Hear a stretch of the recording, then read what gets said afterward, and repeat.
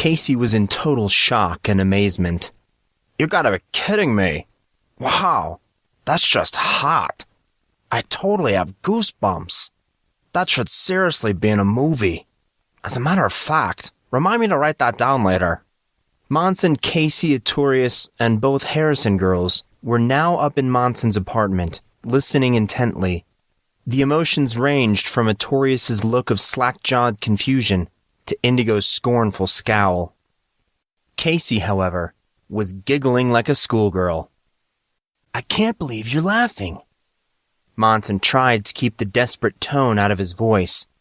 Now what the heck am I supposed to do? Go with her. Casey shrugged. And pray to everything holy that she doesn't realize how boring you are. His nerves already strung very tight, Monson almost pounced on Casey. He was halfway out of his seat when the touch of a small hand instantly pacified him. Monson glanced over his shoulder to see Cyan's hand resting negligently near the base of his neck, as if it fell there by accident. He tried to catch her eye, but with no success. Brian's entrance broke the tension. He came strolling through the sitting area, carrying the dress clothes from earlier. Brian! Just the man I wanted to see. Hey, I need to tell you what happened. You just asked Miss Taurus Green to accompany you to the spring solstice, and now you are freaking out. Brian calmly grabbed various items from atop the bar area. Monson scowled. You seriously drive me insane. How did you know? How do you always know? Brian gave a small smile. Master Grey, I think you are seriously underestimating my eavesdropping ability. Everyone stared at him blankly. Brian sighed. I heard from the other room. With that pronouncement, he started for the door. Brian, where are you going? I need you. Oh, do not worry. Brian winked at him. You will soon realize that in the grand scheme of life, this is merely a blip of your emotional progression. If you still wish, we can talk later. Besides, I must take these clothes back. Miss Green is most likely going to go with something lighter, perhaps something green. So, I will have to dress you to match. I can dress myself, thank you very much. If you are so concerned with dressing me to match, why didn't you just wait until I actually asked someone? I would have thought that was obvious. That's what I thought. Casey interrupted Monson, who was about to lose it. But, alas, he is a thick one, isn't he? Well said, Master K. What the heck does that mean? Monson shot alternating venomous looks at both Brian and Casey. Oh, we cannot tell you.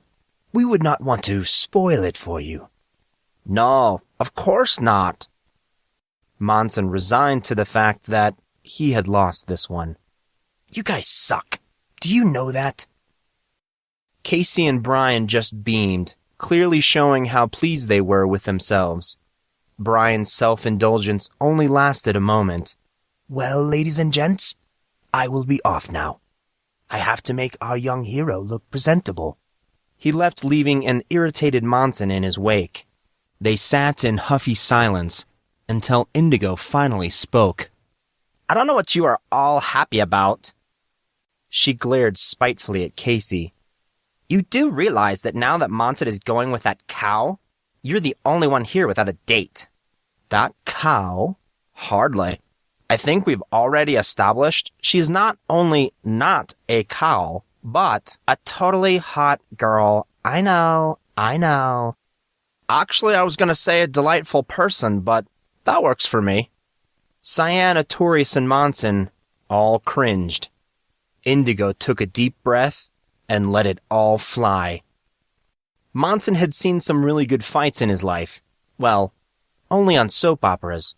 But when Indigo and Casey got going, things really heated up. Already annoyed with the both of them, he thought he would talk to Cyan, who had yet to say a word to him since leaving with Damien earlier that afternoon. Hey, Cyan. Monson sat down next to her on the window seat, How'd everything go with Damien? All right, I guess. Monson's next question, which was on the tip of his tongue, stalled in his throat as he watched Cyan, her head resting lightly against the window. The pause in the conversation made him realize how beautiful the day actually was. Shimmering rays of vibrant sunshine reflected off Cyan's curtain of glossy black. Now, if only she did not come across as so heavy. Cyan continued her thought when Monson did not answer. I still need to give him an answer, though. Damien asked you to the dance? Yes, he did. Monson gave a nervous chuckle. What about your combat for dates policy? My what? Combat for dates. Well, at least that's what Casey calls it. I think he's working up a screenplay off the name. Cyan abruptly sat up. Casey? What the heck are you? Monson caught her by the waist. Cyan, I'm kidding. She sat back down as he slowly released her. Oh. So you haven't given him an answer yet? Asked Monson, puzzled. Then what did you say to him when he asked you for a word earlier? I told him I still didn't know if I could say yes. Cyan's gaze resettled on the grounds outside the window. It's just a big mess. Why don't you tell me about it? Without thinking, Monson reached up to push her hair out of her eyes. He stopped himself after realizing what he was doing. He pulled his hand back and rubbed at it. I know I don't look like it, but I'm actually a pretty good listener. Well, okay, if you don't mind. Cyan's gaze leveled at him. It's like this. Damien Peterson has liked me for a while now. I don't know the exact time I caught his eye, but let's just say it's been long enough for most people to know. And I'm pretty sure he broke up with his girlfriend for me, though I have never given him a reason to think that I was interested. He's just not my type. I'm not sure anyone is. She stopped, dropping her gaze back to the grounds. My roommate this year has a huge thing for Damien. She's very vocal about it. I don't know why, but she reminds me incessantly. Probably trying to mark her territory? Not only that, I heard Damien's ex was doing all in her power to get back together with him, though it looks like recently she may be starting to move on. Regardless, I feel like my head is in a guillotine. If I say yes, then my roommate is going to make my life really difficult. And who knows what Damien's ex will do. Also, I don't want to lead Damien on or anything. I don't want to hurt him. But if I say no, none of the other guys will ask for fear of Damien. Though, to his benefit, I doubt he would do anything to them if they did. So it's either I say yes to Damien or I go as royalty by myself, which will be problematic. My father is coming to this thing, and I don't want to embarrass him. I have no idea what I should do. Monson's jaw dropped as the full effect of what Cyan was telling him sunk in. Talk about elaborate. In fact, it was so elaborate it made Monson's head hurt just thinking about it. He finally spoke. Wow. Monson tried to grasp the words. I am so glad I am not a girl. Cyan continued to stare out the window. She definitely was not in a state of anguish, but the collective calm that Monson had come to associate with her was clearly troubled. He did a quick, critical analysis of the drama and came to the most logical conclusion. You should go with Damien. Who cares what your roommate likes or what Damien's ex has planned? Go in to have a fun time. Just make it known that you want to go as friends. You really think so? Should I? Yeah, I do. Monson gave her a warm smile. You're way too cute to go by yourself. Don't worry about things like that. It's a waste of your time. Go, have fun. And for all that's holy, try to smile. For the second time that day, Cyan Harrison blushed, bringing that same slight patch of red to her olive skin. "Cyan!" said the unbelievably annoyed voice of Indigo. Monson and Cyan looked over at Indigo, Artorius, and Casey, all three of which were staring at them. Indigo appeared upset, Artorius shocked, and Casey smug. "Did we miss something?" thought Monson. Before he could continue his deliberation, however, Indigo stood up. "We'd better go, Cyan. We still have to make it to the mall before our pass expires." "Yeah, you're right." Cyan rose to her feet. The room was silent, Cyan avoiding both her sister's and Monson's eye. Why was everyone acting so weird? It just did not make any sense. The huffy silence prevailed even as Indigo and Cyan gathered their bags, jackets, and shoes and moved towards the door. Cyan opened it, stepping to one side and allowing Indigo to pass through first. Indigo disappeared from sight. Cyan followed her sister, stepping over the threshold a half-second later. She stopped just outside, and then glancing over a shoulder, looked right at Monson. Their eyes locked as she mouthed the words, "Thank you." He waved it aside, his face going pink. Turning back, Cyan left, closing the door with a snap, and leaving Monson with the increasingly common feeling that he was missing something extremely important.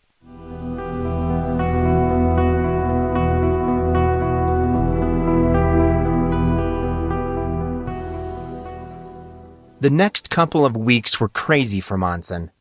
The news that Monson Grey was going with Taurus Green to the spring solstice spread like the speed of thought. Before now, it was a common complaint of Monson's that he received too much attention. This might be nice for some people, but the attention he received was not positive, and definitely not welcome. Just when he thought it could not be any worse, the beginning weeks of his relationship with Taurus told him that he was sadly mistaken. He and Taurus, Grey and Green, the freshman punk Hornveer, and the junior green-eyed goddess. It seemed that people talked of nothing else, and for those first few weeks, it was probably true. Particularly vexing was Derek, who seemed to pop up miraculously everywhere that Monson went, undoubtedly with something malicious in mind. Lucky for Monson, Casey and Artorius were always with him, so he did not have to worry about getting jumped, but it was becoming annoying. The two Harrisons were also acting funny. Both girls came around a lot more seldom, and talked less when they saw Monson in the halls or classes. They also stopped eating with him. Not that they ate together a great deal in the first place, but the small tradition of a couple times a week went to none whatsoever. It became very noticeable. The few times Monson did catch Cyan, she always fell into her poker face and would only answer him the bare minimum required to maintain necessary politeness. He soon became frustrated. Over the last few months, ever since they had talked after the weight room incident, Monson Grey and Cyan Harrison had slowly become, well, he was not entirely sure what they had become, but he trusted her. He had been able to tell her things that he had not even shared with Casey and Artorius. Now they were like strangers. Distant, disinterested strangers. Why was she acting this way? Could it be because of Damien? He heard through the school's rumor factory that shortly after he asked Taurus, Cyan accepted Damien's invitation to the dance. That little bit of gossip actually replaced Taurus and Monson for a brief period in the students' whispered conversations between classes. The interest in the topic died out relatively quickly, however, as everyone seemed to expect them to end up together. Monson might have felt better about the whole thing, but Taurus was not making anything easier on herself or him. He was not sure what her deal was, but she dragged him all over the place, trying to acclimate him to her friends and social life. Actually, it was a bit on the annoying side, too. He found that he had a sudden appreciation for show dogs, On a Saturday, a few weeks before the dance, Artorius, Monson, and Casey were making plans for said event, and to their dismay, found out that a great more planning was in store than they had originally thought. I can't believe how much this is going to cost. Monson scrunched his eyebrows as he looked at the notepad. Talk about a waste. Well, it's a good thing that you're one of the wealthiest people here then, as you have the cash to waste, said Artorius teasingly. Come on, Grey. Try to be a bit more excited. You are going with Taurus freaking Green. So, are you an indigo dressing to match? Asked Casey, popping some popcorn in his mouth. I would remind you not to forget the dog collar. You know, Casey... Artorius had a wry look skirting the edges of his face. If I didn't know any better, I would say that you are jealous. If you were interested in indigo, you should have just said so. Casey's eyes narrowed, like they always did before one of he and Artorius's exchanges. Number one, if I was interested in indigo, I could totally get her, which in turn would leave you to curl up in the fetal position and cry. Number two, actually, I don't think I need a number two. Number one pretty much covers it. Monson, sensing danger, attempted to divert the conversation. You know, fellas, it's getting to be about that time. We better call it a night. I have to go meet Tars tomorrow, and she's gonna be pissed if I'm late. Yeah, you're probably right. Casey yawned as he motioned to Artorius. Come on, Arthur. We could finish up this tomorrow. Mission accomplished, thought Monson. His two friends stood up, collected their things, and the three boys said their goodbyes. Once again, Monson was alone. He cleaned up a little, not thinking about anything in particular. More serious topics were ever present at the base of his consciousness, but he pushed these thoughts away, distracting himself by cleaning and trying to enjoy the silence. After he cleaned most of the apartment, he headed off to bed, though he was not feeling at all tired. What he really wanted to do was just sit and think for a while. The subject up for scrutiny? Taurus Green. Recently, the larger-than-life idea of going around with Taurus Green slowly reduced, the broth in his soup of doubt lessening the longer it simmered. And really, what was there not to love? Taurus was cute, popular, and at times very sweet. Despite all that, however, a persistent nagging, like a scratch he needed to itch, was ever present, and for whatever reason, he could not place his finger on the source of his uneasiness. He really wished he could talk to someone about it, but in that particular department, most of his friends were lacking. Casey would just mock him, and Artorius would simply rant about how lucky he was. He wanted to avoid the conversation with Brian if he could, as the man had an annoying habit of knowing exactly what Monson was feeling, even before he did. In this particular circumstance, seeing how he was not sure how he was feeling to begin with, he did not want Brian to know before he did. Monson knew whom he wanted to talk to. That much was obvious. Little chance of that now, however. Not the way things were currently going. He let out a deep breath, trying to soothe his feelings of disquiet. He glowered at himself, irritated at his lack of control. Maybe he would go to sleep and see if he came up with any strokes of brilliance.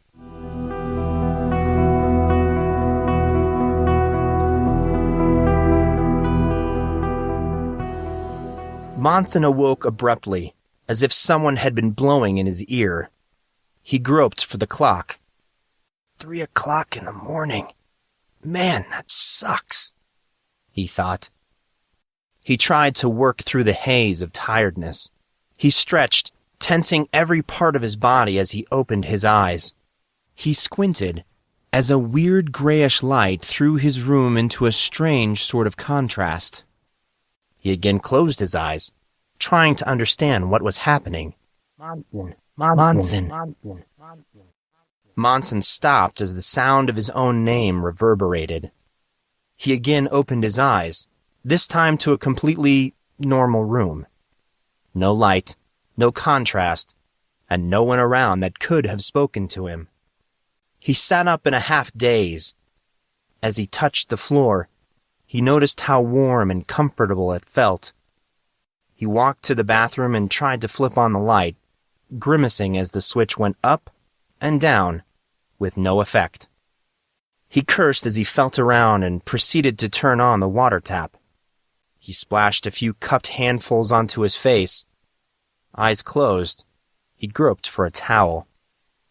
I must be losing my mind, he thought, still trying to catch that towel.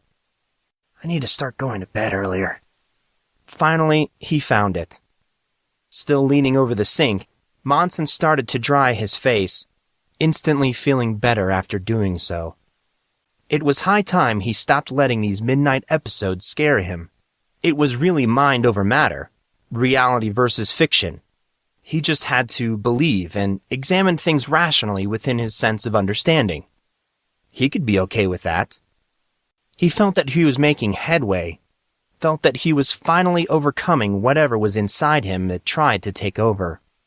Hopefully, one day his conscious mind would overcome his unruly subconscious. One could only hope. He finished with the towel and squinted, looking at his own face in the mirror. His face, however, was not squinting back.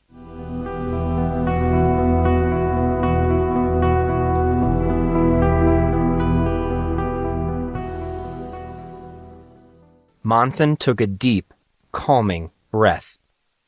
He stared at his reflection. It's been a while, and here I thought you'd packed up and left. He attempted to keep the sarcasm out of his voice. The two Monsons continued to scrutinize each other. They looked exactly alike in appearance, down to the very last freckle, with one stark difference. Once again, the Monson in the mirror did not have any scars.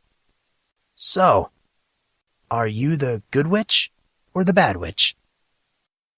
Monson squinted again as his reflection mouthed something that Monson could not understand. The other Monson turned around, apparently intending to leave. Wait! Monson reached toward the mirror. Don't go yet! He meant to put his hand on the surface of the mirror. To his utter surprise, that very hand slipped through the mirror, as if it were the surface of a pool of silvery water. His mirrored self turned suddenly, catching the hand. Then, half holding him, half pulling him, Monson Grey slipped beneath the surface of the glass. The other Monson spoke. It is about time you decided to join me. I have been attempting to communicate with you for months now. Another unexpected development, thought Monson. Man, people should be able to put bets on my life in Vegas. Monson watched himself with some uneasiness, but finally asked, Who are you? A very interesting question. The other Monson's smile deepened. But hardly important at this point. There are other things that you need to see, and even more important things that we must discuss, and all before you wake up. I'm dreaming then? Monson felt slightly relieved. Oh, good. I'm just gonna go back through my mirror if you don't mind. The other Monson smacked the original on the head. Ouch! Monson gave his counterpart an angry look. What the heck was that for? That was for being smart. Now follow me. There is a lot that I have to tell you, and not a lot of time. Follow you where? We're in a mirror.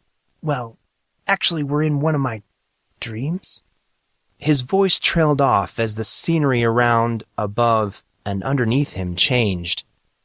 Right before his very eyes, a dream world materialized from black nothingness. You were saying? Monson's clone grinned smugly. Monson did not say anything back. At least anything that could be heard, but merely muttered in an annoyingly high-pitched voice, "You were saying? Stupid echo mirror clone thing," he thought. Monson and his twin now stood in the heart of a beautiful, almost mystical forest. Huge trees Monson did not recognize towered over them as beams of broken light breached the canopy, reflecting off the dew-covered vegetation.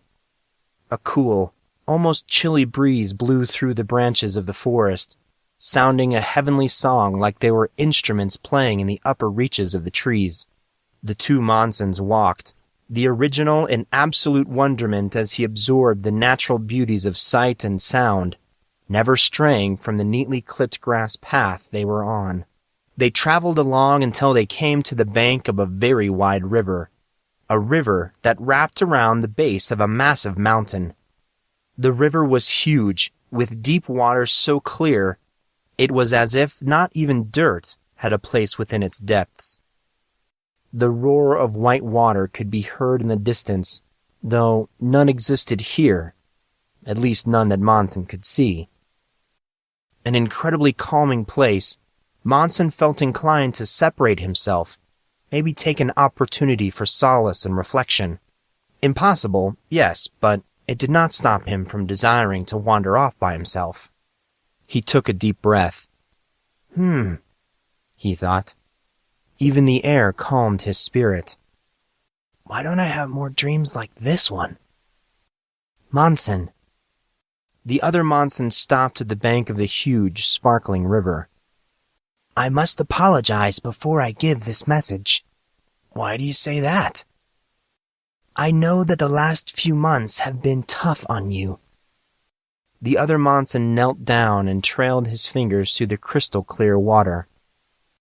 You have been through a great deal, and I am responsible for some of it.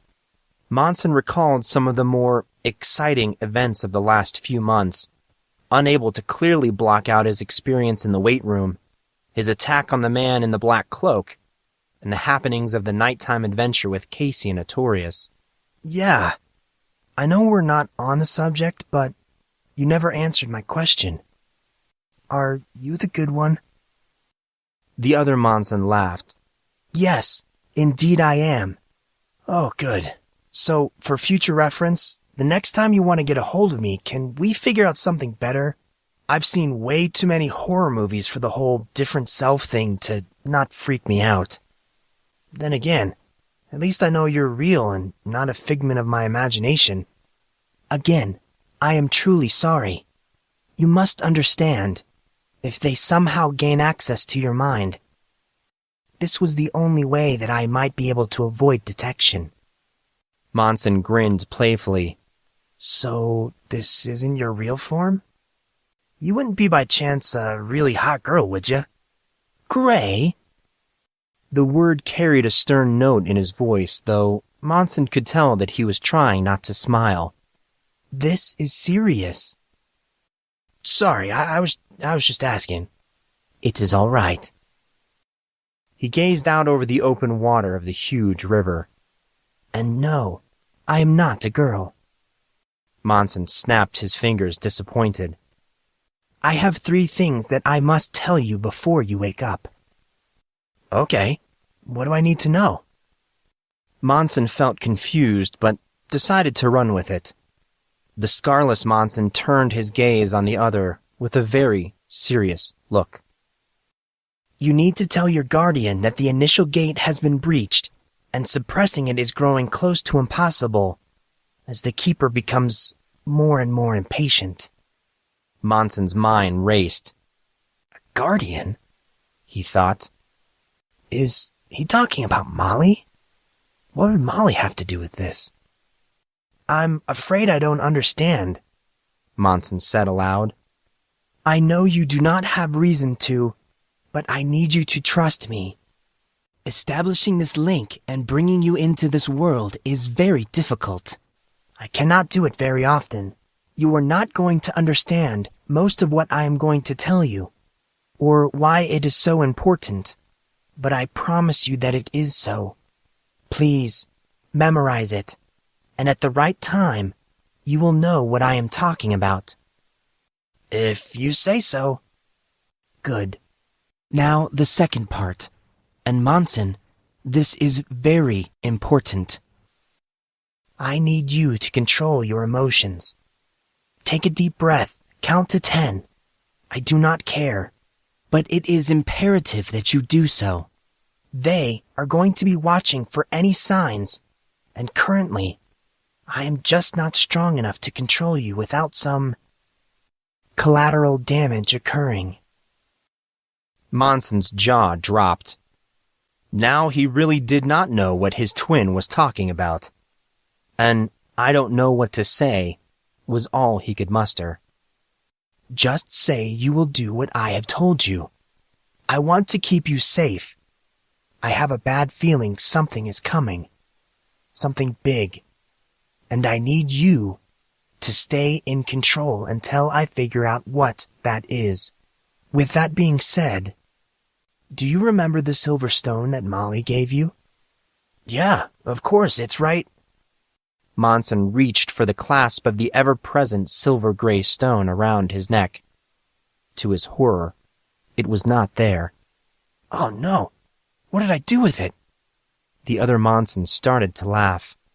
You are dreaming, remember? The stone is in the real world. Oh, yeah. Monson chuckled in relief. Yeah, I knew that. I was just seeing if you were paying attention. I am sure that you were. Monson attempted to look solid in his convictions. The clone started to laugh again. Oh dear. He wiped the tears from his eyes. You know, Monson, you really make me laugh. Thank you. It has been way too long. Thanks, I think. Moving on. The other Monson continued to wipe his face. The silver gem that Molly gave you. Do not forget to wear it. Always. You promised Molly, did you not? Yeah, I did. Monson paused. Hey, Monson number 2. Monson number 2? Well, yeah. You haven't given me a name, so I went with what worked. Anyway, you and Brian have an awful lot in common. You don't know each other, do you? Brian? As in, your butler, Brian? I know of him. Why do you ask? Monson eyed his counterpart, looking for any signs of recognition. Because Brian is observant to the point of psychic. You seem to know an awful lot about me as well. Are you sure you don't know each other? The other Monson sat in quiet reflection, the real Monson still searching for any sign that the other knew Brian. The silence seemed to drag on. Monson finally spoke. There's a whole lot that you're not telling me, isn't there? The other Monson's gaze again turned toward the huge river, breathing deeply, holding the breaths for more than a few seconds. The real Monson sat quietly, waiting. You know, when I was young... The twins' eyes glazed over. I used to play by a river just like this. It is funny that this world would take on this appearance. It makes me smile. This state of life, I suppose you can call it that, is something new for me, and I do not quite know how to react to it. All I can say to you is, thank you. This state of life? Monson's eyes furrowed. You make it sound like you're dead. Before the other Monson could answer, a huge explosion of sound sent the peaceful world into turmoil. Birds took off as an unidentified object came thrashing through the forest. Startled, Monson motioned to his counterpart, readying himself to fight. What happened next was very anticlimactic. Monson should have caught the hint when his counterpart remained distinctively collected. Despite the calm, though, Monson could sense he was annoyed. Monson instantly recognized the individual who walked out from the trees. The man with the cold voice, the wild, ferocious one from his dreams and daytime episodes, strolled towards Monson. He appeared exactly as Monson remembered him, with his thick, black hair, hanging long and tousled, falling over a dirty white robe that was ripped in several places. He grinned maliciously, his sadistic credo manifesting in every crinkle of his skin. Silver eyes that were both cold and calculating again bored down on Monson, suffocating him under their immense pressure. Monson suddenly found it hard to breathe. The man continued to stalk until he was a short distance from the pair of Monsons. He spoke as he neared. How entertaining. I didn't miss him. He squared up to Monson, staring with unblinking eyes. In an unexpected turn, his hand shot out, as if he wanted to shake Monson's. This is a gesture for greeting in your world, is it not? The man proffered his hand more poignantly. I'm Not yet. The other Monson ran over, interposing himself between Monson and the wild-looking man. You know it is not time for that. He does not have the experience to handle it. The wild-looking man grew angry. What would you know about it? You have an abrupt spell of consciousness and all of a sudden, you think you can order me around? I, who have always been here? The other Monson gave him a cold look. And look what happened to him under your care. If he dies, you die also. Do not be a fool. Better he die than remain weak. Back down. He is not ready for that, and you know it. Allowing him access in this state is just idiotic. The marks are still in place. He has to come to you. You know this. I warned you, intruder. The man drew himself into an on-guard stance. A stance that closely resembled Casey's Geo stance. A stance that Casey had never actually demonstrated, as it was extremely violent. Monson marveled as the wild man centered himself to Monson's counterpart. I thought you might act this way. Therefore, I invited some help. He should be arriving right about now. What happened next was very strange. It was a sensation that Monson did not entirely know how to describe. It felt like the rushing of wind, but it was as if he was feeling it inside of him, instead of on his skin. Odd, but nice at the same time. Monson's clone gestured towards the river. Speak of the devil. A second man now stood on the bank of the river, and that man radiated pure, raw power. This man's physical appearance was incredibly like the wild one's. He had the same penetrating silver eyes and wore the same style robe, but this is where the similarities stopped. His overall countenance was pristine, almost perfect, with a face like that of a mountain, calm and established.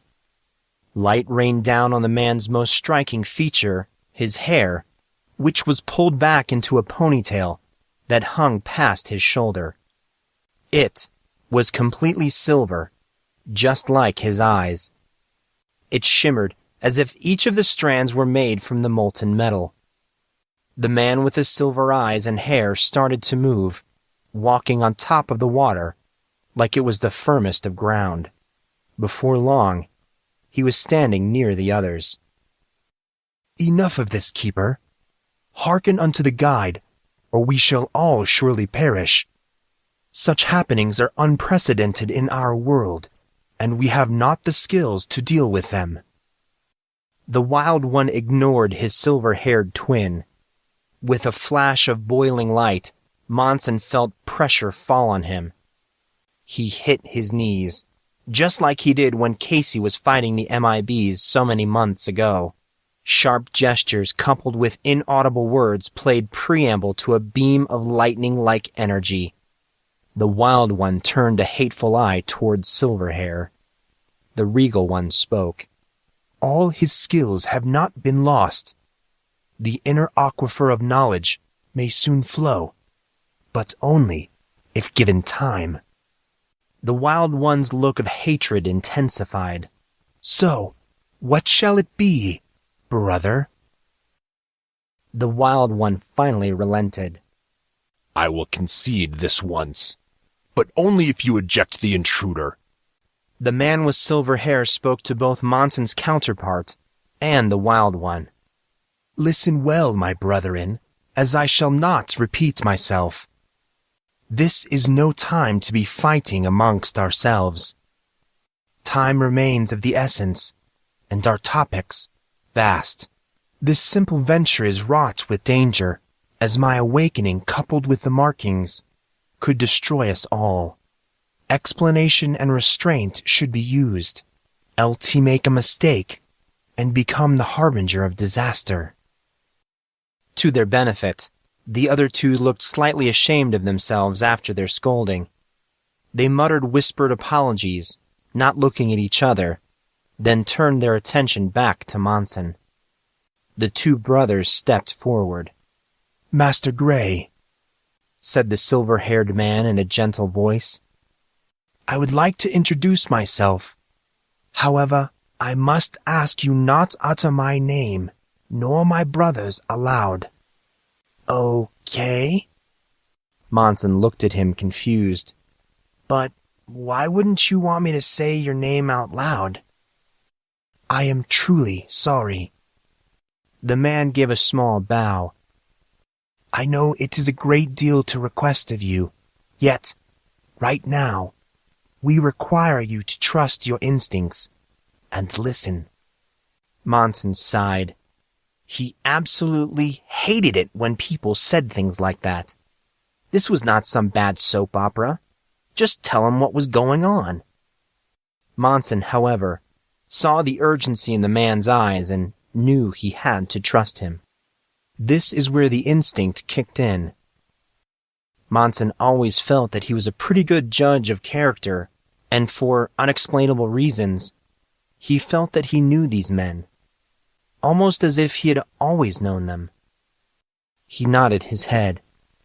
I will not repeat your names. Very well, then.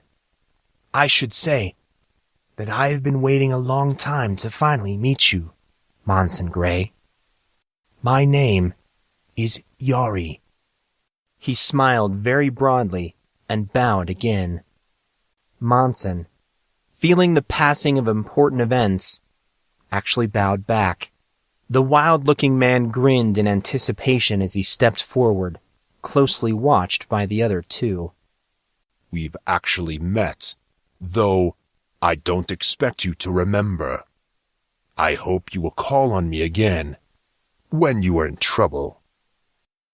The rest of his words were drowned out in a very loud ahem from the other two. The wild-looking man turned around, his malicious grin reattached. He spun back to face Monson. You can call me Guy. Nice to meet both of you. Very well, said the other Monson. Now that introductions are finished, we have a few things that we must show you. Things that you must know before you can... Wait just a second, interrupted Monson. That's it? You're just gonna tell me your names? The three just looked at him, their confusion apparent. Monson continued. Well, not that having your names isn't great and everything, but I still really don't know who you all are. It's hard for me to trust someone that I know nothing about. When no one objected, Monson continued. Look at it from my point of view. I get sucked into my mirror by myself, taken to a forest that looks like it should be in a Peter Jackson movie. Then I have to sit here and listen to my mirrored image and two random people talk about heaven knows what. Oh, and let's not forget that the last time I caught a glimpse of you all, I'm pretty sure you were in the middle of a stress-induced cage match. Now you're asking me to trust you. How about you trust me and tell me what the hell is going on? Monson's counterpart's words came with a certain degree of pleading. Monson, I wish we could, but there are forces at work here. We cannot take the chance of you knowing too much, too early. You do not understand. You could die. Monson started to protest, but his twin put up a hand, silencing him. I know that all of this must seem almost surreal to you, Monson. However, time grows short. There are things that you must see, things that only you can do. So I will ask you one last time. Will you trust us? Monson gazed at each of the three individuals. He took notice of the fire in their eyes that seemed both passionate and pure. He thought about the night's events and all the other weird and unexplainable things that he witnessed up to this point. He wanted answers, and this might just be the only way to get them. He sighed. I will trust you, all of you. But you have to give me your word that you will properly explain yourself at some point. Agreed. This little exchange hung over them for a moment as they watched each other. Then Yari stepped forward, motioning for Monson to come closer. Hero. Yari gave him a slight smile. What I am about to show you should not be used in the outer world of the humans. It would be dangerous to them. Though I think it will be some time until you are able to accomplish this task, this is the first step of the transition. He stopped and looked at Guy. Breath of the dragon. I will use the river's serenity. He turned back towards Monson. Watch carefully, Great One, as this may be your only opportunity. Behold, the Magi's blade. Both men faced one another, bowed, and then pulled up their robes to their upper shoulder. Intrigued, Monson stepped forward. Both men took their right hand and placed it on their upper shoulder. Then slowly, they traced the length of their arms extending to their wrists. Monson looked on in wonderment, totally amazed to see a sort of shell, shrouded in an odd light, removed from the arm and shoulder. Guy's was brilliant silver, while Yari's was something closer to white platinum. It was like a snake peeling off an outer layer of skin, except that this skin had some sort of stable structure, as it did not crumble, but continued to look like a colored, albeit transparent version of the men's arms. Both men grabbed their respective armor-like shell, and were now shaping it, changing the shell until it resembled a cylinder. About 3 feet in length and 2 inches in diameter, the cylinder glimmered with their respective colors. Though the shells were still completely transparent, they now seemed to pulse with anticipation. Both men faced one another in a knightly pose. Guy fumed with excitement, his restless bloodlust mounting. Yari remained calm and focused, the perfect picture of self-restraint and discipline.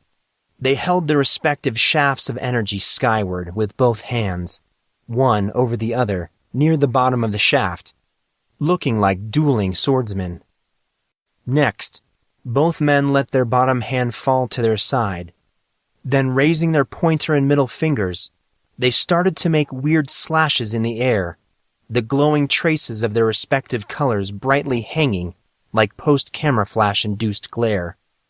They completed their gesturing, then instantly raised their free hand with fingers spread and their palm facing up as if each man were asking for a low 5.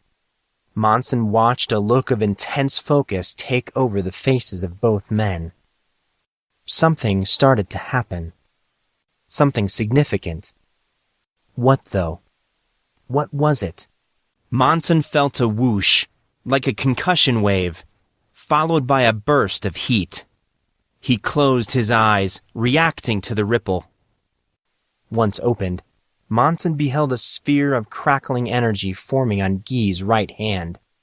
A mix of red, yellow, and orange, The spot was dancing in place, rolling over itself and growing steadily until it was about the size of a golf ball. Monson switched his attention to Yari, shocked to find that he too had a glowing form on his hand. In contrast to Guy's mixing red, Yari's ball of energy was the deepest of blue and seemed to embody every variation of color from light to dark. Instead of heat, an overwhelming coolness permeated the air, Yari, and his tiny globe. Monson watched each of the glowing orbs for a moment, when with quick hands, Guy and Yari violently jammed the orbs into the bottom of the shaft, cramming the ball through the base of the colored shaft's energy. A violent commingling of light, smoke, and color followed, even as some sort of spiritual debris splashed over everyone. Monson felt burned and cooled almost simultaneously. When it all cleared, both Guy and Yari stood posed in distinct fencing positions, with swords in their hands. They had just created swords. Monson gazed in awe at the weapons. Guy's blade was glimmering like the color of life fluids, simmering with a forge's heat as large flames swirled around both the blade and his arm. The look on Guy's face spoke of bloodlust and power. Immense power.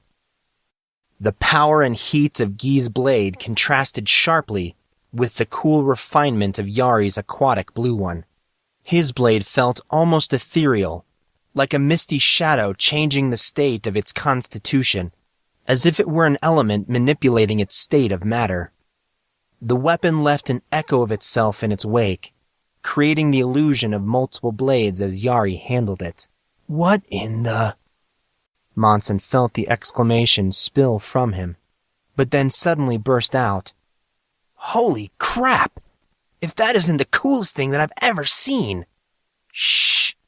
Watch closely.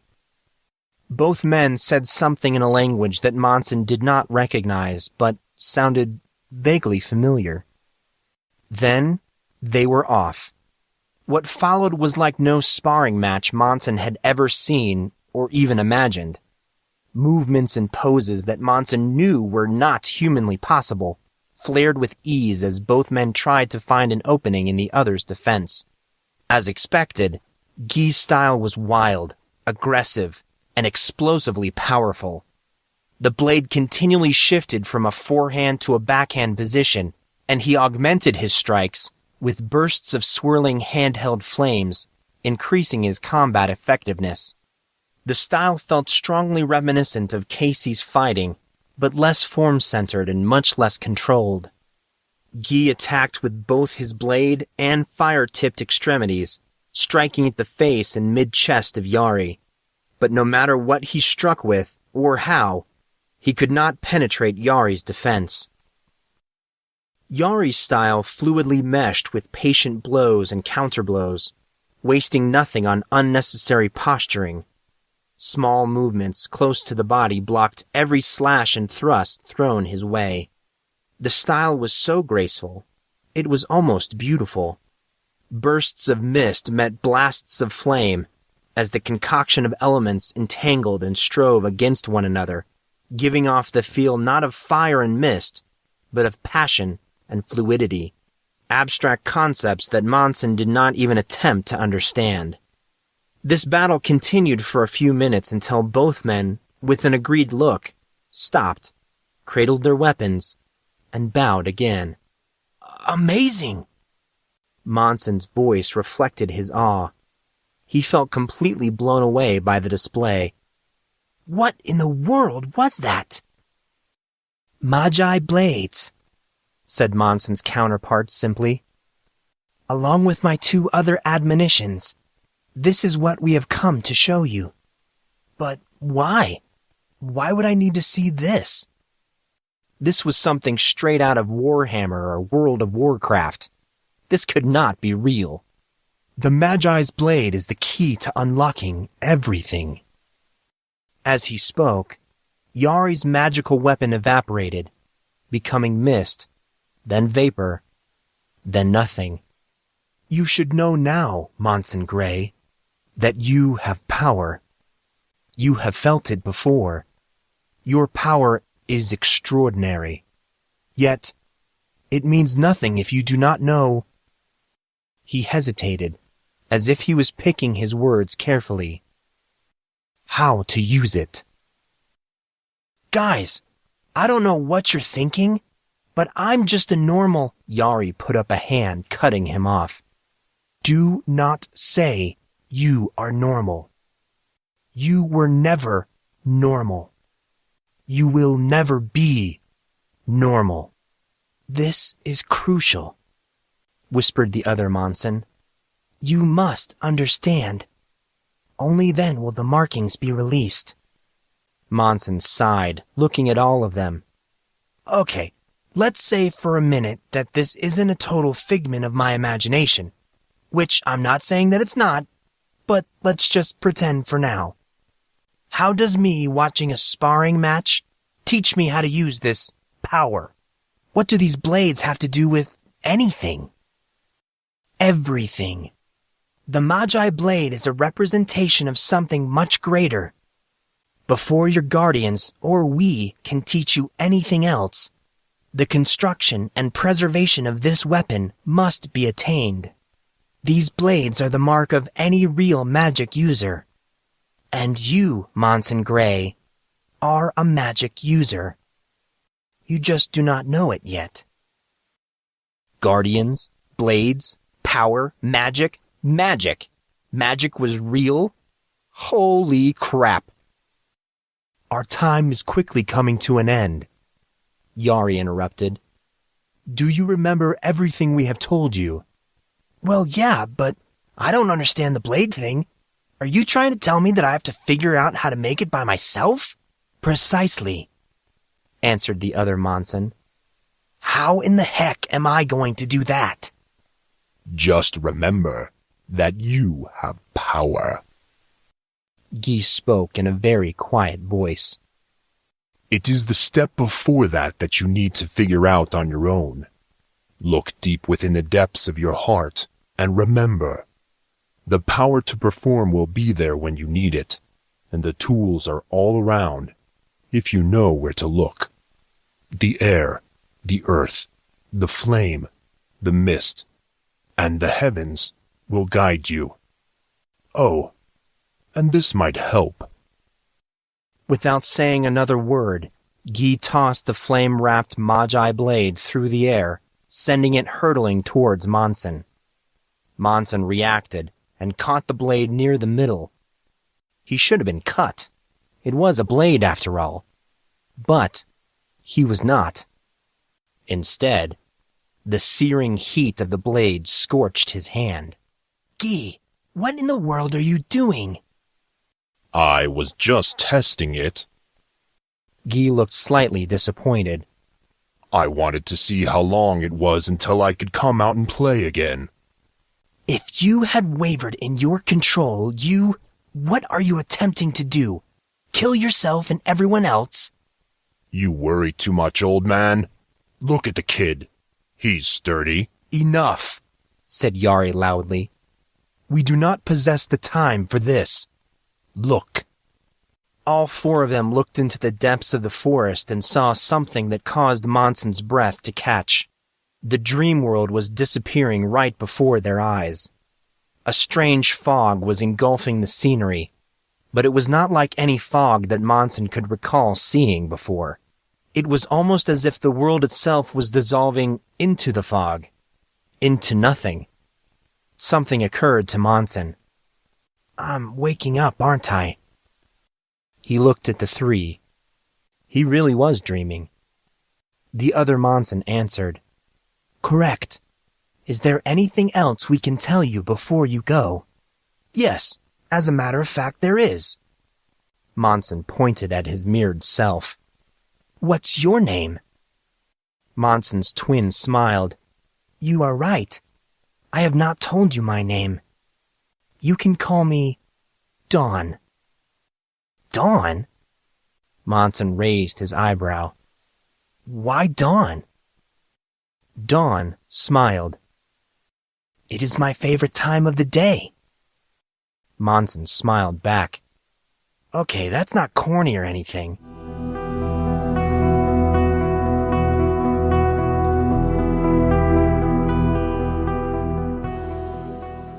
Good morning, hero.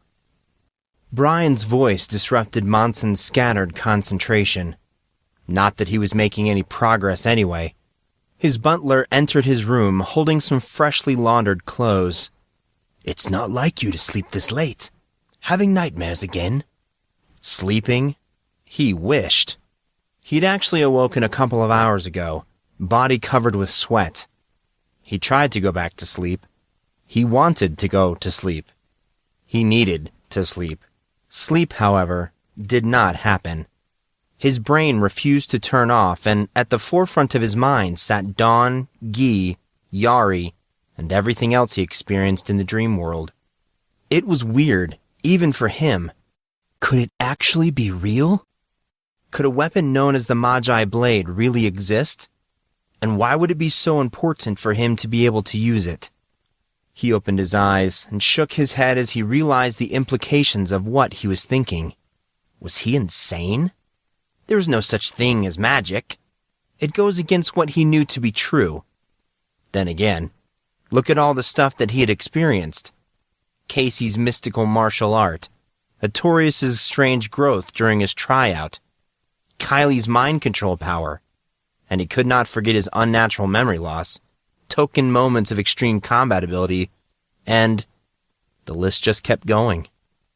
He felt as if he was suddenly starring in a bad version of the Star Wars movies. Unexplained talents and plots, powers beyond human comprehension, and many unanswered questions. The real thing that irked him was the lack of direction and guidance. His inner fan club expected him to work this all out on his own. How was he supposed to do that when he did not even have a proper teacher? At least Luke had Obi-Wan, grumbled Monson to himself. Master Grey, are you with me? Oh, sorry, Brian. Monson sat up. I'm a bit out of it. Monson rubbed his eyes vigorously. It was as if he could still see the glow of the Magi Blade in front of his eyes. When he opened them, he immediately shrank back as Brian was standing right next to his bed. Brian examined him intently. Little close there, Bry Guy. Monson continued sliding away from him. Is there something I can help you with? Monson? The sound of Monson's first name hit with the force of a tidal wave, almost as if it was unfamiliar. Brian almost never called him by his first name. Like, never, ever. So when he did, it made Monson nervous. He waited in anticipation. Brian did not say anything but looked concerned as he gazed down at Monson's hand. Monson glanced down and saw a strange burn on his skin that wrapped down to his wrist.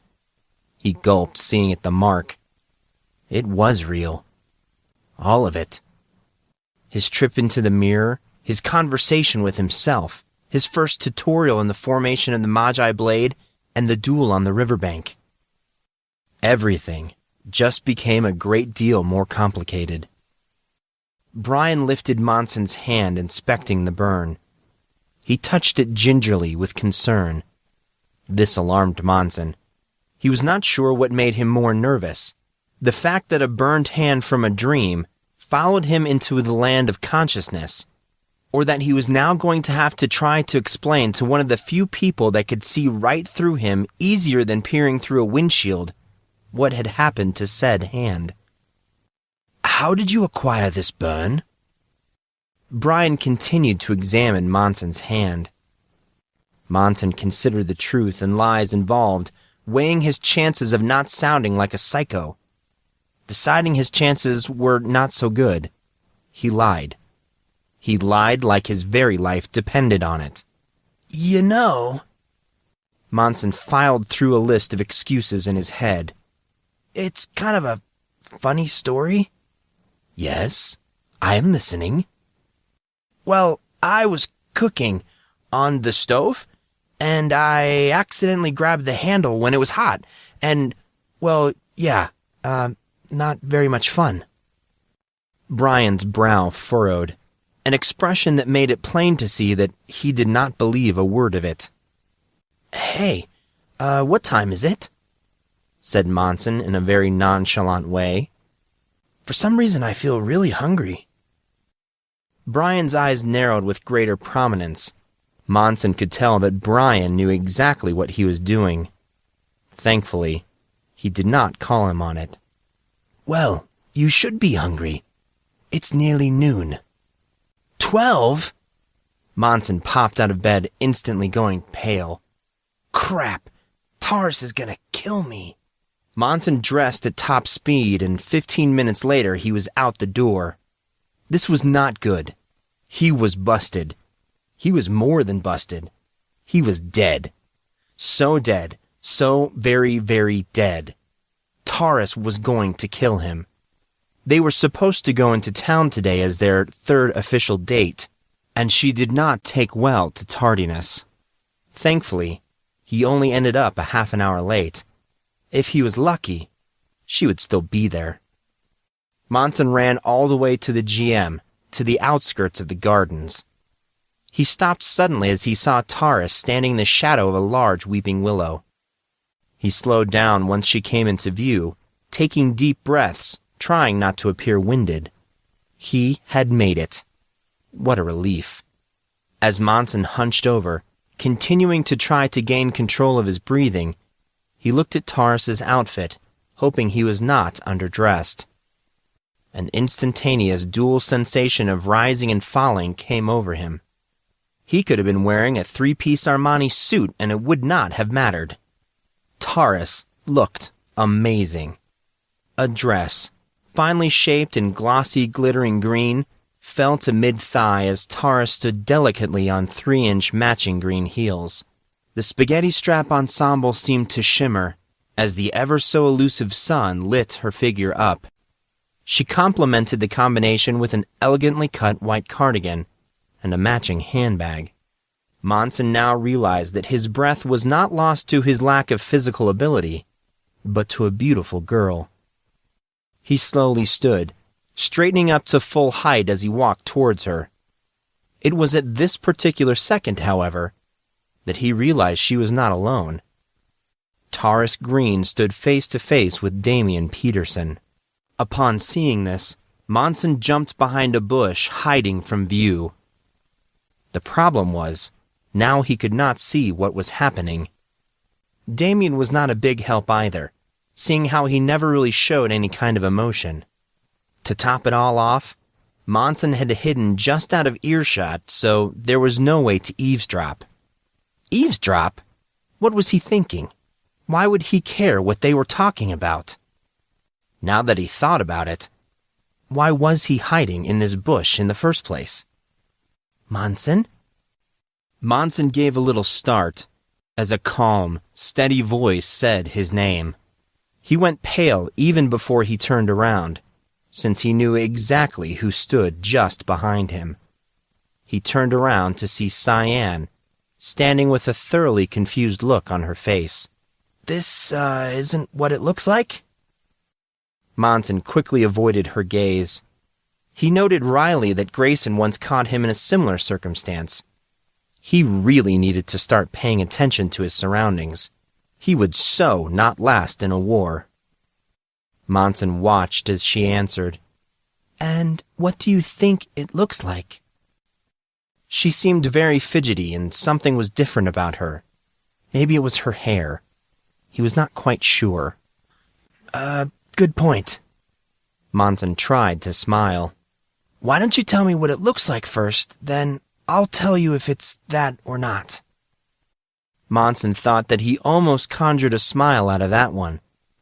In reaction to his joke, however, all she did was a quick double take towards Taurus and Damian, who seemed to be wrapping up their conversation under the tree. Monson tried to change the subject. What are you doing here? Off to do a little shopping. Cyan did not take her eyes off his. Are you okay? You look like you've had better nights. Understatement of the year, he thought. Yeah, I didn't sleep well last night. So, off to do a little shopping, huh? Yeah, getting ready for the dance. It should be fun. That did it. What in the world was going on? Why was she acting so proper? It was like they had just met. It was so frustrating. It was about time he said something to her. Cyan, you made it. Damien walked right up to them, his face carrying a hint of annoyed expression. This was odd, considering Damien was about as controlled as they come when it comes to emotion. He gave Monson a disapproving glare, then glanced at Cyan. Well, are you ready? The train leaves at 1:30, so, we'd better leave. Damien's voice was far from his usual confident tone.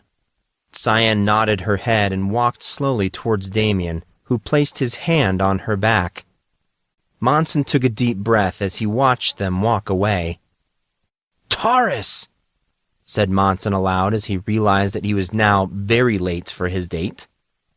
He spun around looking for the green-eyed beauty, but saw nothing but the swaying of the tree branches. Oh, crap! He ran towards the GM, not entirely sure what to do, but he thought that that was the most likely place that she would be. He was in trouble, and he knew it. Why did it turn out like this? Stupid. Monson looked for at least an hour, roaming the halls and looking in both the inner gardens and around some of those more secluded stops. She was not anywhere. He tried calling her on her phone, but as luck would have it, it went straight to voicemail. Kicking himself, he walked slowly towards the barracks, all while trying to figure out how he was going to get out of this mess. The atrium. A small voice echoed in the back of his mind. What? Monson stopped, dead in his tracks, and spun around on the spot. Who said that? Your fairy godmother? Who do you think said it? Dawn? Monson again searched for the source of the voice. No freaking way. Do not look around, idiot. I am in your head, remember?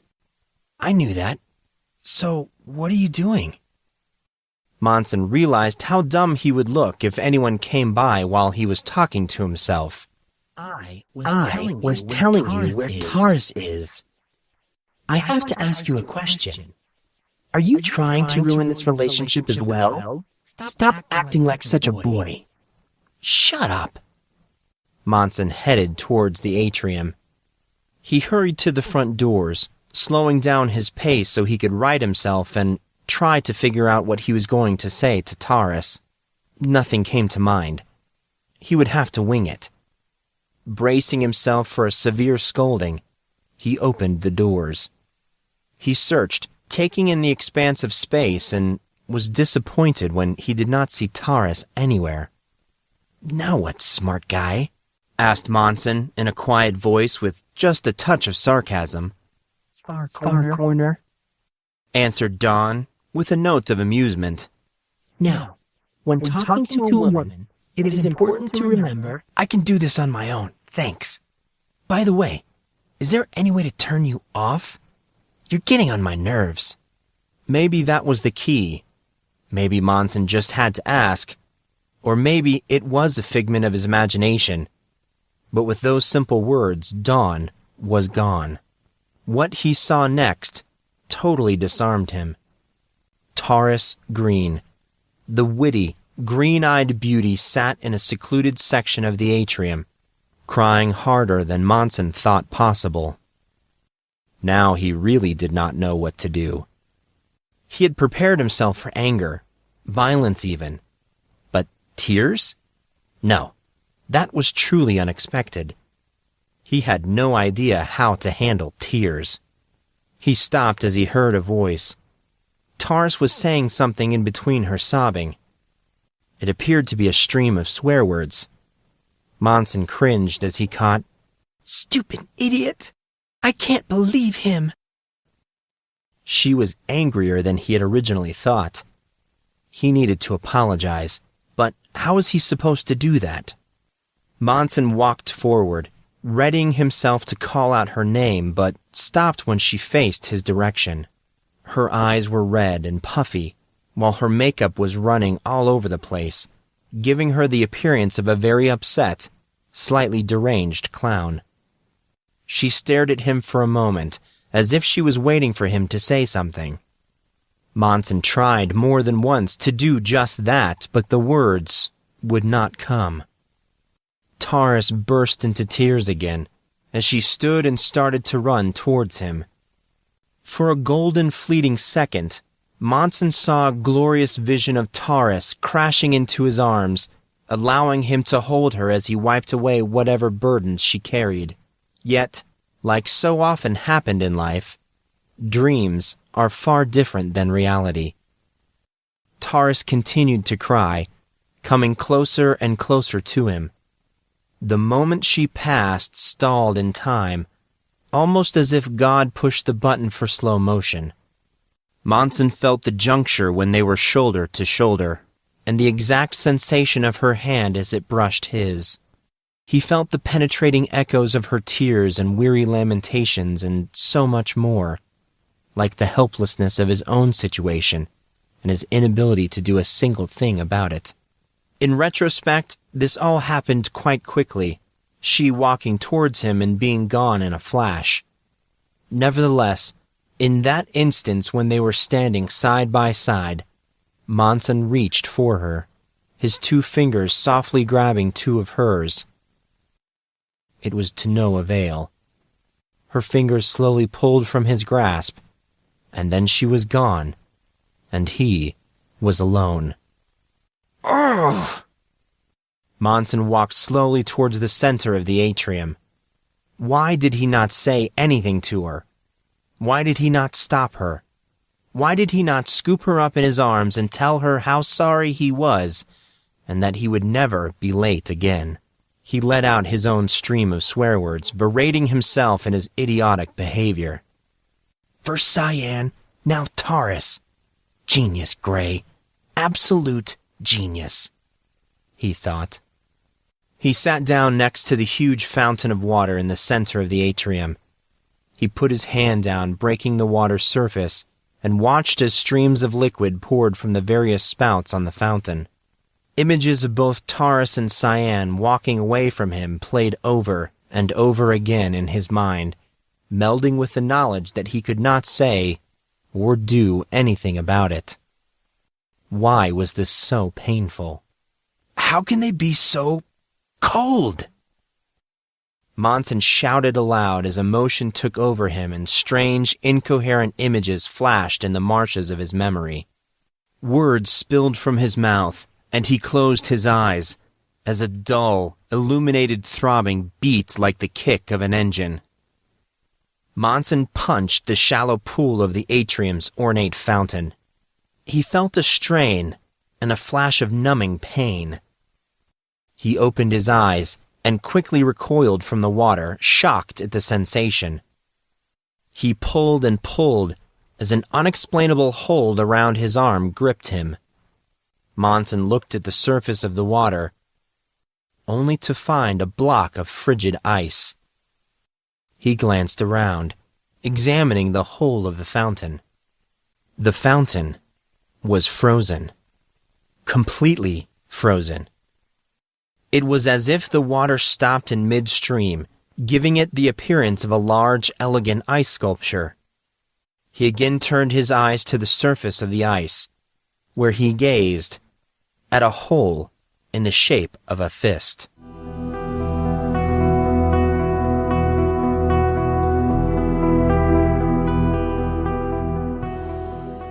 Hey man, you hear what happened in the atrium? Yeah, how is that even possible? Somebody has a weird sense of humor, man. I heard it did a ton of damage, and that they might have contaminated the water.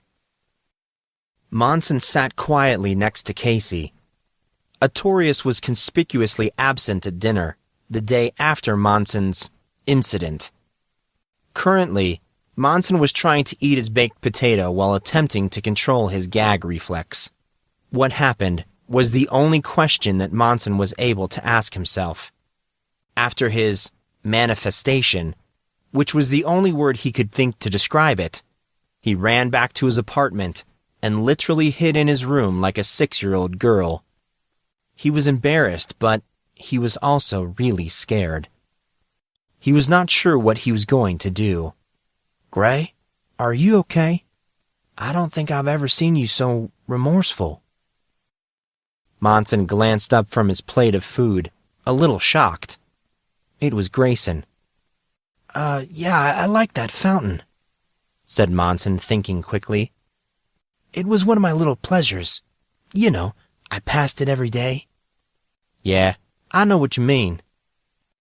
Grayson met Monson's eyes, which forced Monson to turn back towards his plate. It's amazing something like that happening. I wonder how they did it. It's almost like it was magic. Monson was proud that he did not flinch. What do you mean? Monson hoped he was keeping his voice level. Why would it be like magic? Grayson started off. Well, first of all, it's an indoor fountain that was totally frozen over. As far as I can tell, there weren't any chemicals in the water.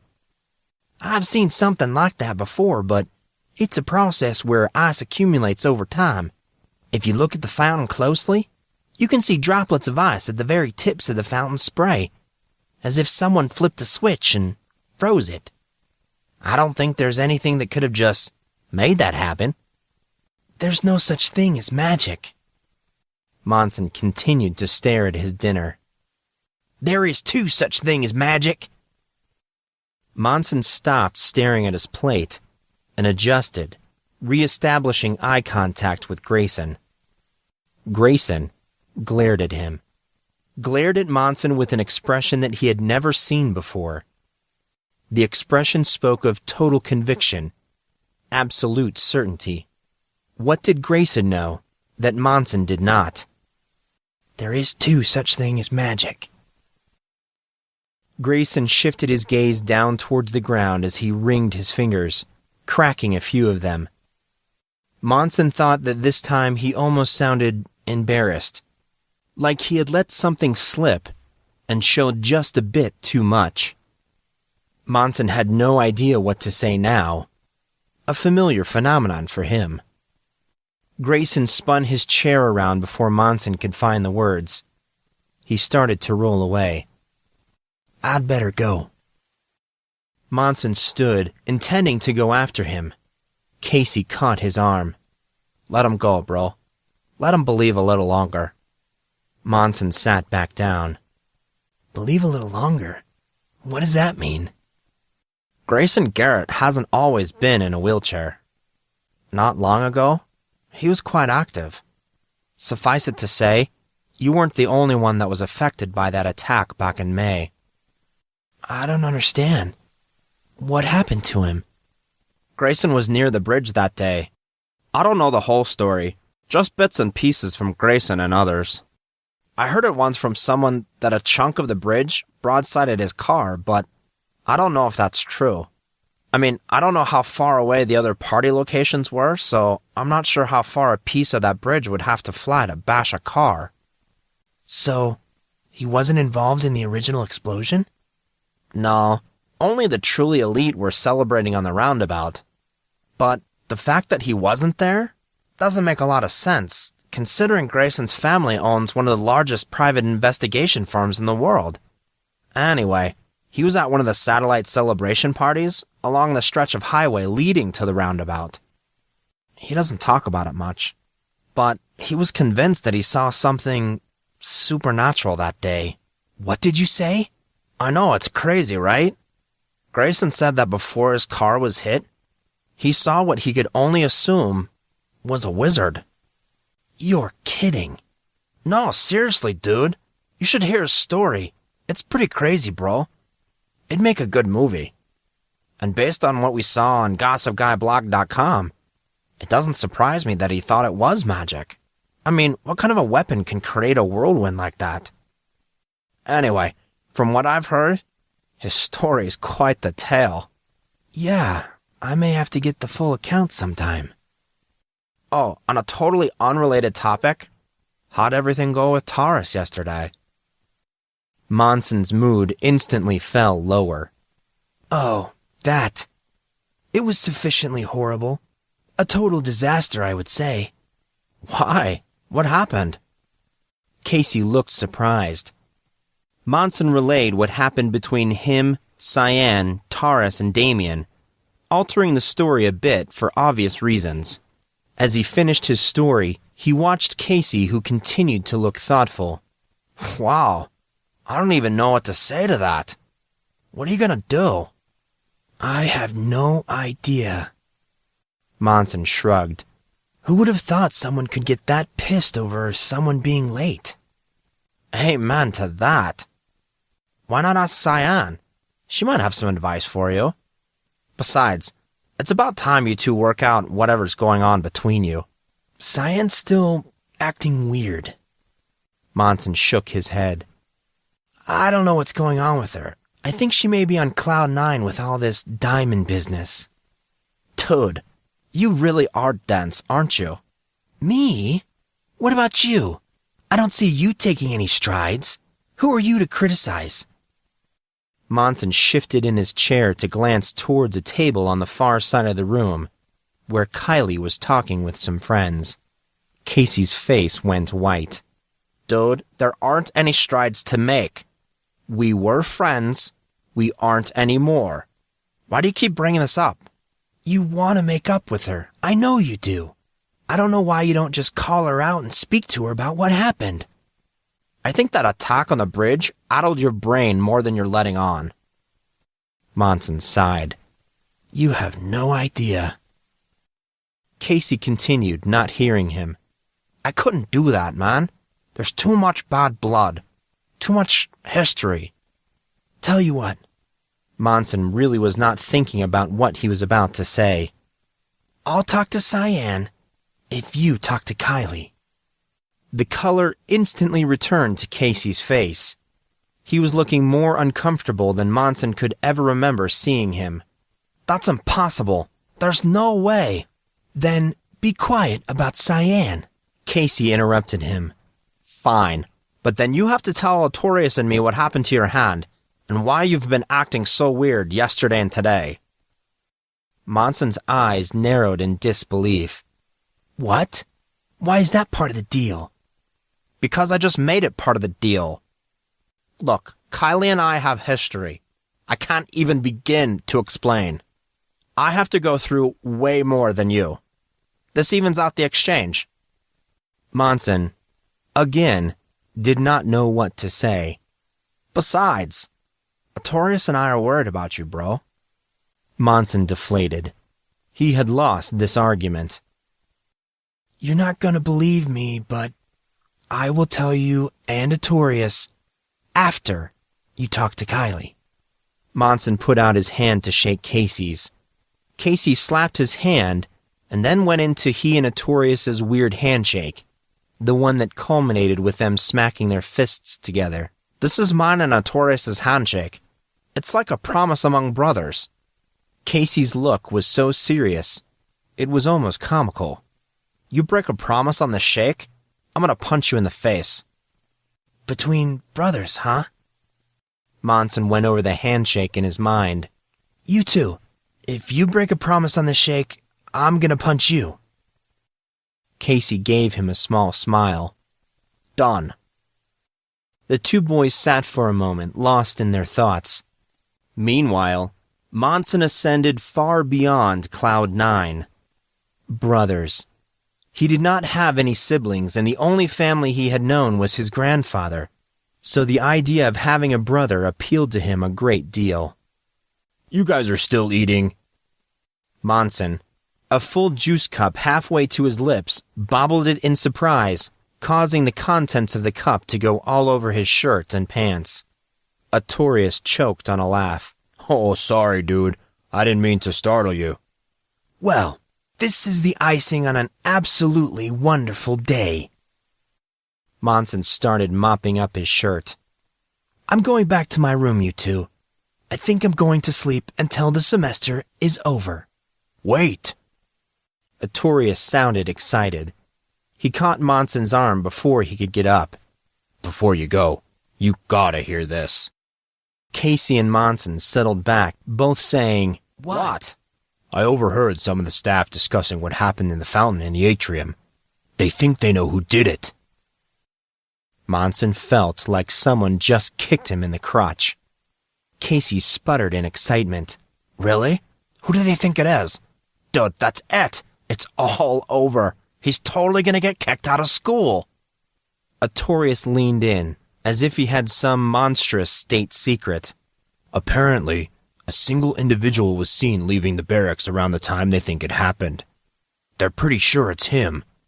Arthur, who is it? Artorius put his hands to his mouth, cupping them around his lips. Grayson Garrett. I have to go. Monson put down his fork and stood up. Artorius and Casey tried to protest. Wait, Gray, where are you going? Monson was already out of earshot. He tried not to run. He wanted to, but he did not want to seem suspicious, so he walked as fast as he could through the double doors of the cafeteria. His mind whirled as he moved. Grayson was there. He was in the atrium. Did he see Monson and Taurus? Did he see Monson at the fountain? All very important questions. He had to find Grayson. Monson burst into a run once he hit the halls outside the double doors and rounded one of the many corners leading to the master hall of the GM. Unfortunately, he turned the corner a little too sharply and ran headlong into Miss Miranda. Ah!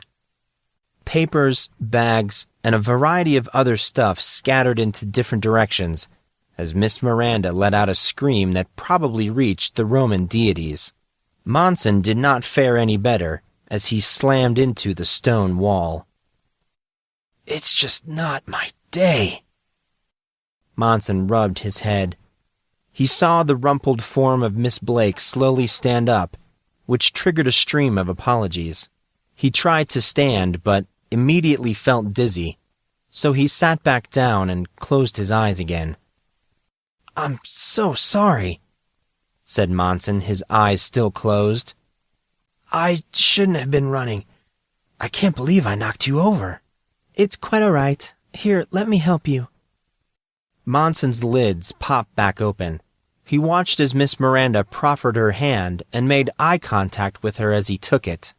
Monson attempted to stand. Miss Blake, I think you lost one of your contact lenses. Monson was not sure why, but apparently this revelation was very startling. The second that Miss Miranda realized what Monson had said, she yanked back her proffered hand, which consequently caused him to fall back to the ground. Oh, I'm sorry, Monson. Miss Miranda again offered her hand. Monson ignored the hand, getting up on his own. It's okay. Can I help you find it?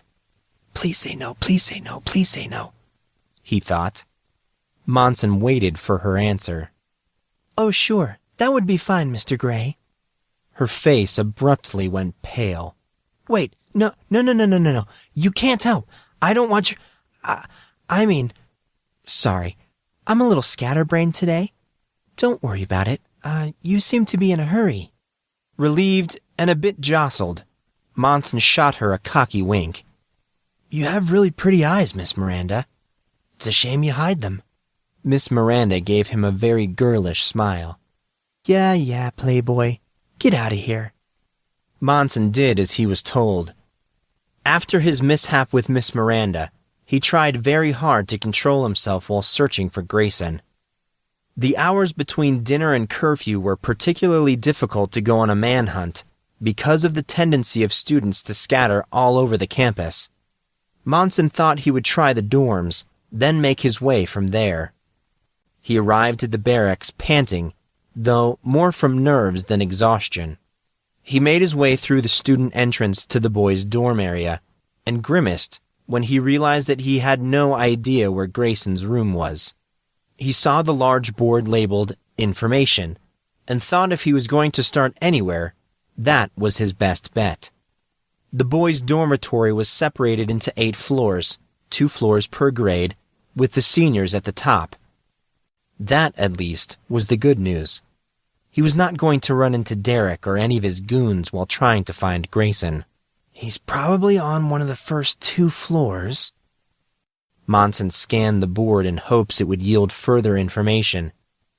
As he was looking, he remembered how Dawn had been able to tell him exactly where Taurus was. He thought he would give it a try. Dawn, you there? Nothing happened. He repeated himself. Again, nothing. He swore. Where are you when I need you? Monson heard voices behind him. Spinning on the spot, he saw a couple of boys he recognized from his year. He hurried over to them. Hey, do you guys know what room Grayson Garrett is in? Asked Monson with no preamble. The boys all stared with startled expressions. Then, with slightly blank looks. Like they had no idea why he was there. One answered. Kid in the wheelchair, right? He scratched at the back of his head. Isn't he at the end of the hall on Prefecture 2? Prefecture 2? Oh yeah, I guess you wouldn't know. The boy smiled. The floors are named by Prefecture. Number 2 is the 2nd floor. I'm pretty sure who you're looking for is at the end of the hall. You would think that he would want to be next to the elevator, but thanks. Monson shot off, not listening to the rest of the boys' rambling, and waving a thank you as he darted away. He progressed quickly, finding the door to the stairs. He opened the door and scaled the 2 flights of stairs so fast that he tripped more than once. He burst through the large metal door marked Prefecture 2 and stopped right inside the hall to catch his breath. The expanse of the 2nd floor opened to him beauty which instantly blindsided him. The decor and style of the boys' dormitory was incredibly fine and upscale, much finer than he could have anticipated. Maybe it had something to do with not knowing what really to expect, but as he finally caught his breath and was able to really examine his surroundings, he found that he was truly impressed. The size and width of the hall gave him an indication how large the building really was. There was at least 10 feet between each of the doors, and more doors than Monson could readily count in his current position. A large elevator stood in front of him, which meant that Grayson's room was on the other side of the hall. He took off, moving like wildfire, and giving fleeting notice to the spunky quirks that each door provided.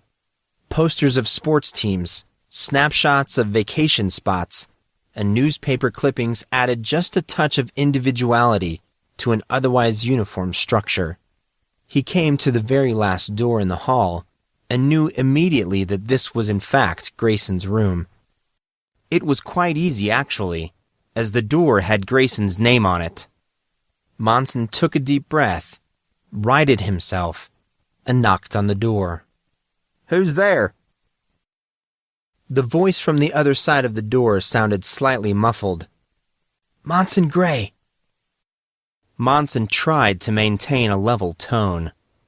He was proud that he was able to do so, though his right leg was shaking violently. The voice answered, sounding amused. "Oh, Grey, I wasn't expecting you so soon. Come on in." Monson opened the massive door, only to have his senses hit with a conglomeration of visual stimulation. It was quite obvious that Grayson Garrett lived alone. Posters, tons of them, covered the apartment with everything from Harry Potter to Brothers in Arms, Aragon to Legon Awakening. The entrance opened right into an expansive hallway, a hallway that separated the rooms and living area. To his right, Monson saw the bathroom and bedroom. His left opened to a sitting room where Monson saw all 6 Star Wars movie posters hung in chronological order. Each poster, framed and signed by all relevant actors, boasted mint condition and number 1 of the printing edition. Scattered around the posters, books of fantasy and sci-fi littered the floor, bookshelves, tables, and every other space even taking up residence on the one television in the room and dominating much of the counter. Grayson was sitting at a workstation in front of a very high-tech looking computer, smiling in a disturbingly calm way. Charts, graphs, maps, and other empirical data filled the immediate space around him. On the widescreen flat panel display in front of him, a math calculation of some sort scrolled across the screen, which was apparently fairly important as Grayson's eyes darted back to it every few seconds. Monson moved to the center of the room that felt modeled after the headquarters of a mad genius or intelligence agency, and found that he was once more completely lacking in words. "Welcome, Gray. What can I do you for?" "I'm not totally sure at this point," replied Monson in awe. "Have you read all these?" Monson pointed at the stacks of books scattered around the room. "Most of them." Grayson pulled off a pair of headphones and spun his chair around. "There are a few that I haven't read, but it's all right. When I'll have more time, I'll hopefully get to them." "You're really busy then?" Monson examined all the graphs and papers around Grayson's desk. He answered his own question. "Yeah, I can imagine you're busy with all this." Monson pointed around the room. "What exactly are you trying to do?" He knew that he was stalling, but he was genuinely interested in Grayson's collection of stuff, and had to confess, he was not exactly keen on discussing his indiscretion. Grayson's smile grew more prevalent. "With what? The books, or the charts and the other stuff?" "Why don't we start with the books?" Grayson nodded. "Oh, that's an easy one. I'm trying to find truth through one of the most telling means, a means that is equally insightful and intrusive." "Sounds complicated." Monson again glanced around at the various books and pop culture paraphernalia. "What about the charts?" "Now that's an interesting question. With those and most of the other stuff here, I've been trying to verify the existence of an individual that I'm sure is real, and that our very lives may revolve around." Monson cocked the eyebrow. "Yeah, I heard about what happened to you last May. I was there too, though I don't remember much of what happened. So I guess I kind of know where you're coming from."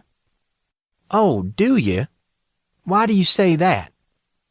"Well, I've been looking for answers since one day in May when I won a competition that I shouldn't have won, and then woke up suddenly in a hospital with weird dreams of creepy individuals and scars all over my body, with a large part of my memory missing.